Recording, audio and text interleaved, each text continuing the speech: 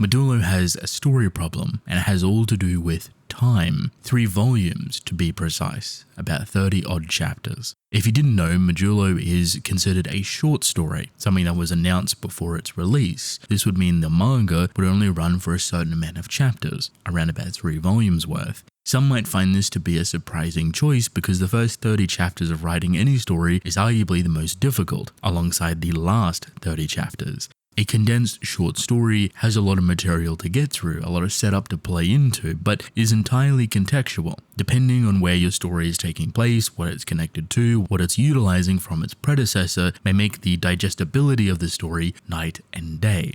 Kaisen is an incredibly successful story, and it has a lot of material to utilize when it comes to short, condensed story. Maybe you could tell a character story. Maybe you could tell something that jumps a little bit into the future. Maybe you tell a story that jumps into the past, focusing on Sukuna or prior him. But instead of all of that, what if you made it even more difficult for yourself? And you jump 68 years into the future and basically create a whole new world and race.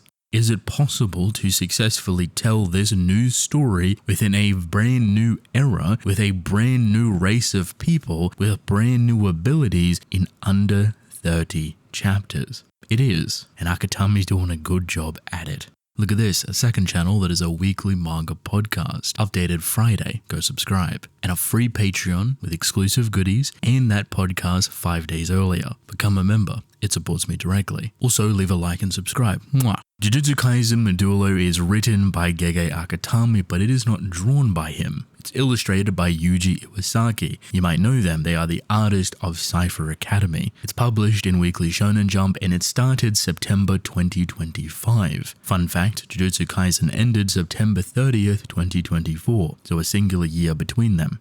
Modulo takes place 68 years after the Culling Games. It follows Yuta and Maki's grandkids, Yuka and Tsurugi, and it rotates around a brand new alien race called Sufferents, people that are fleeing their homeworld and trying to coexist with humans. They go through Japan's government channels because they have a unique handling of the paranormal.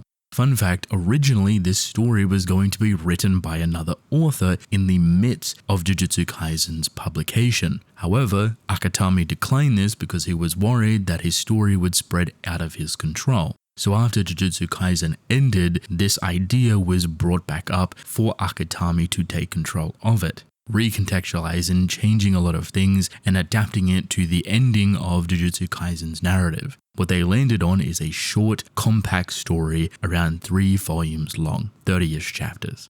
For a long time now, a lot of you have asked my thoughts on Kaisen's ending and Modulo, and now I can finally give it. I sat down and read this story not really knowing what to expect, because I came out of the end of Kaisen not really satisfied. I didn't really enjoy a lot of the ideas that Akutami had. I don't think they were poorly handled, some more than others, but more so I just didn't really vibe with the approach that he was going for. Personally, I think there's another 50 to 100 chapters there that he could have explored to evolve his story to the finale a lot more smoothly, with a much more natural progression and exaggeration to the end point of his story. I think some things were cut out entirely to save time and effort, as well as pushing the actual ending and conclusion very far forward so it would come a little bit quicker.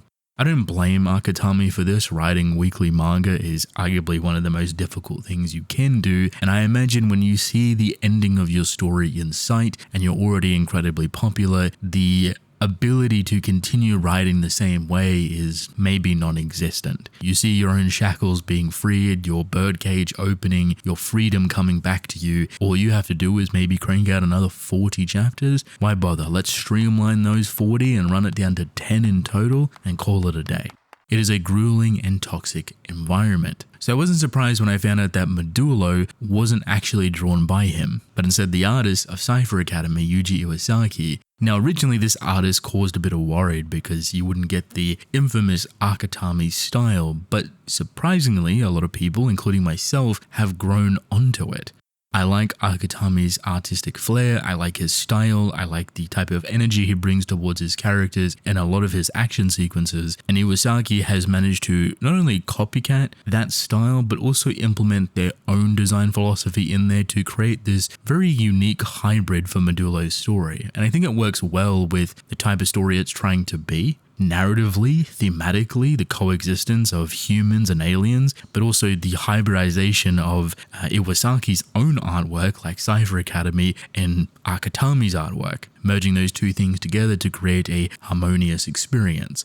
I actually think a lot of Iwasaki's design philosophy is stretched and pushed to its absolute limit with Akatami at the helm. Some massive, grandiose fights that are so huge in scale and so highly detailed. There's a lot of things going on, and I think that's worked in favor to Modulo's storytelling experience. Funny enough, however, it's not actually the action sequences that I find to be the most impressive. Obviously, it's the easiest thing to catch your eye. What I personally find really charming about Modulo's artwork is within its lower moments. It's more comedic, it's more goofy, because it does remind me more heavily of Akatami's earlier comedy. His very rough, playful, almost sketch-like character designs that are so blocky and fragmented. Somehow Iwasaki has managed to replicate this almost perfectly, still within their style, and it brings back a lot of Jujutsu Kaisen's original charm that maybe a lot of people missed. This is within the downtime, the slower moments, the more playful moments, but it's a way to appreciate the artistic intention a lot further than just big action and fight scenes. I did not know what to expect from this story. Modulo was a mixed bag conceptually before I even started reading it because I knew it was going to be a short story. How much can you truly tell in 30 chapters? They are the hardest part of any story, the opening stages, but you want to start, middle, and end all within that time frame.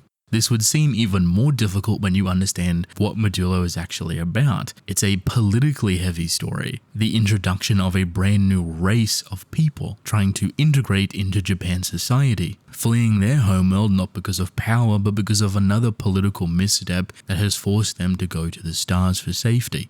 One would say that's probably the most difficult way to write a 30-chapter short story because you have so much more context to provide now. To give you an example, if this focused on Sukuna's flashback or era with the Heian era, you actually have an easier time to fit that into 30 chapters because you don't really have to explain all too much. If you've read Kaisen, you know what to expect from that type of flashback and Sukuna's involvement. But now you're bringing a new race of people, you're 68 years into the future, which is a whole new world for Jujutsu Kaisen, and you kind of have to start from scratch.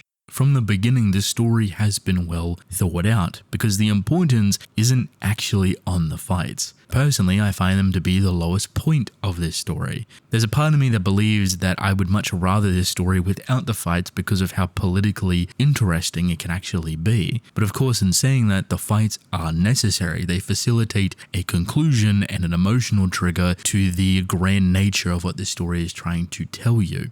Sumerians are a very fascinating race within Kaisen's universe, and the type of context you get for their characters is incredibly engaging and dense, with a ton of rich history and lore that even catching up, I wish there was even more for it.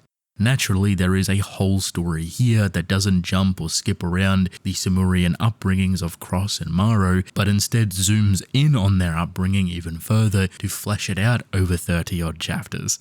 The Sumerian timeline is condensed as it can be, and while it is a benefit to the natural progression of Modulo, it's also a bit of a curse, and one of the story problems that takes place. You wish there was more. You wish there was more time to spend with Sumerians, more time to understand them as people and to allow their value as Sumerians to breathe. When you find out about their world, their culture, their people, the other races and cultures they're interacting with that are drastically different to them and even almost causing war, there is such an intrigue to learn about all of that new stuff. And it's not because it's Kaizen related. Funny enough, it has nothing to do with Kaizen.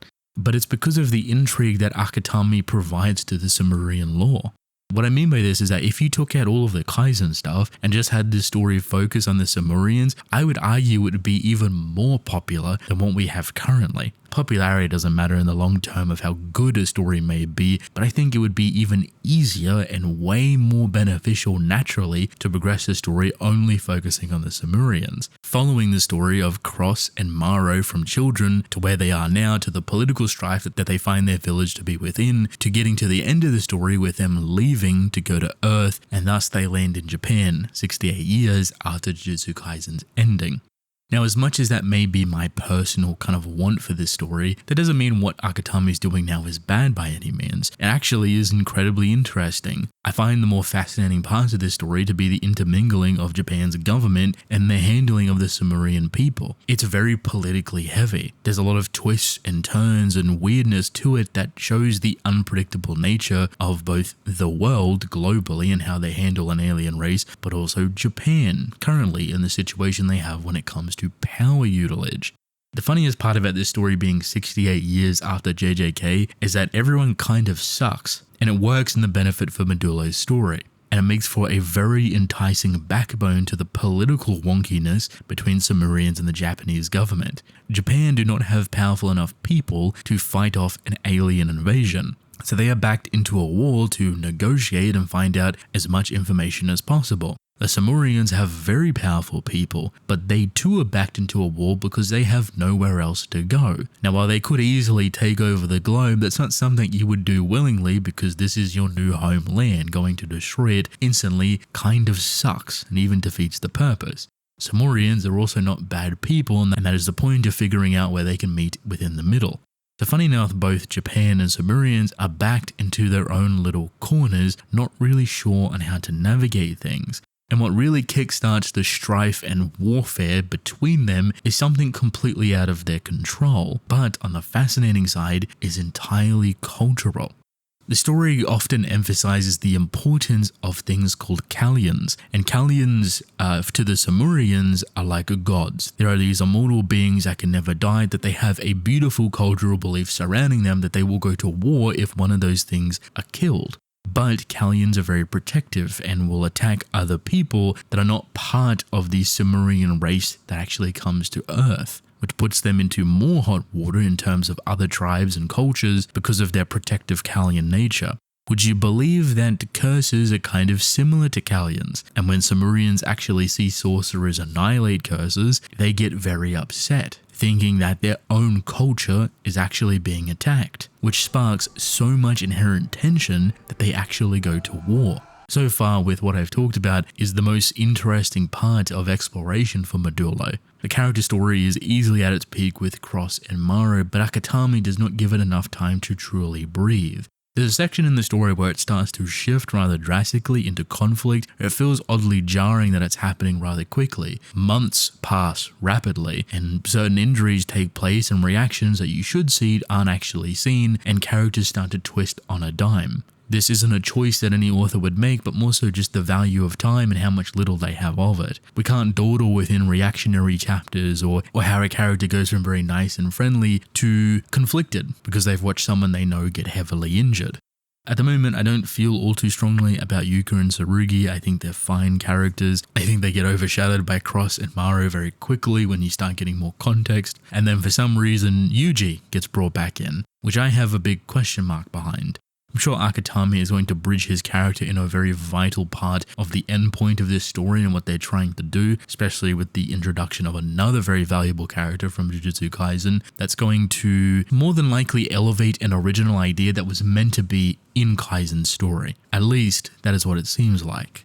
I've enjoyed catching up to Modulo. I've enjoyed learning about the Sumerians. Do I think this story was necessary? No. But do I think it's a fun addition to the Kaisen universe? Most certainly, 100%. Do I think it has a bit of a crunch problem trying to jam in everything within 30 chapters? Yes. I think it would benefit slowing down quite often, expanding upon the nature of what has already been given. However, at the same time, there is something comforting about knowing that this story isn't going to go on forever, and that it's hopefully sticking true to its original intention regardless of its fame and success. 3 volumes, 30-ish chapters.